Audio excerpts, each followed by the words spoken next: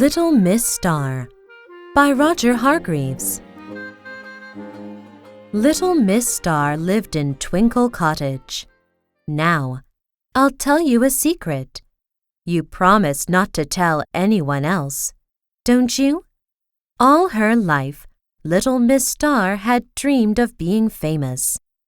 She desperately wanted to be famous so that everyone would recognize her and ask her for her autograph, and she would have her photograph in all the papers. But she didn't know how.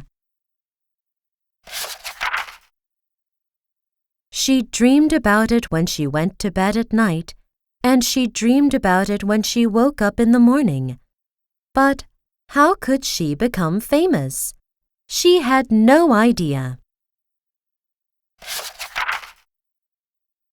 Twinkle Cottage was just outside Tiddlyville, which is a small town a long way from where you live, and even further from where I live. One morning, Little Miss Star was out shopping in Tiddlyville. "Hello, Miss Star!" Everybody called out to her as she walked down the street. She was very popular, but she wasn't famous, and she wanted to be. But it was on that very same morning that Little Miss Star had an idea. An idea? Not likely. The idea. She was walking past one of the shops in Tiddlyville when something caught her eye. She stopped and stared. You see, it was that something that was to make her fame and fortune. Would you like to know what it was? I'll tell you later. She jumped for joy and hugged herself with glee, and she hurried home to Twinkle Cottage as fast as ever her little legs would carry her. She was going to be famous. She knew it. She ran upstairs and hastily packed a suitcase. Then she hurried downstairs, locked the front door of Twinkle Cottage, and went to the bus stop. The bus came, and she hopped onto it. "Fares, please," said the driver. "I want to go to Tiddlyport Airville," said Little Miss Star excitedly. The driver scratched his head. "You don't by any chance mean Tiddlyville Airport?" he asked. Little Miss Star nodded and blushed. The driver smiled and gave her a ticket. At the airport, Little Miss Star bought an airline ticket. Where to? I'll tell you later. She had never been on an airliner before. It was all very exciting. "Hello," said an air hostess. "What's your name?" "Little Miss Star," she said. "And where are you going?" asked the hostess.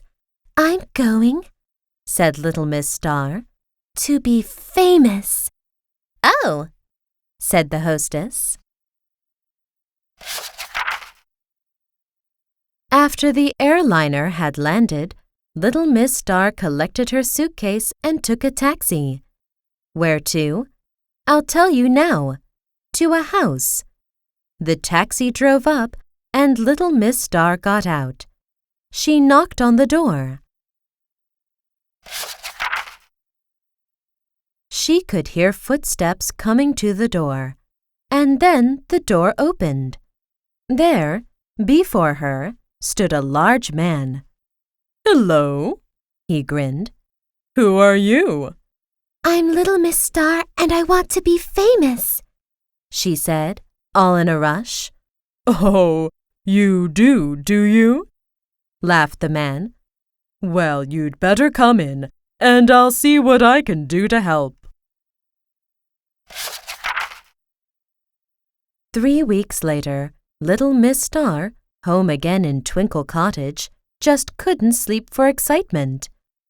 "Tomorrow is the day," she thought to herself. Tomorrow I'll be famous. But she did get to sleep eventually, with a beautiful smile all over her face. The early morning sun, streaming in through the bedroom window of Twinkle Cottage, woke her. She jumped out of bed. Little Miss Star was much too excited to eat breakfast. She hurried into Tiddlyville. She rushed up to one of the shops. Which shop? I'll tell you later. The window blind of the shop was drawn, so she waited. And she waited. And she waited some more. But then, at 9 o'clock on the dot, the window blind was raised, and there, in the window, oh bliss! She jumped for joy. I'm famous! She gasped. And do you know what was there, filling the whole of the window? I'll tell you now. Hundreds of books. And on the front cover of every book, there she was. And there, at the top, in big, bold letters, it said, Little Miss Star. Oh, me! She gasped.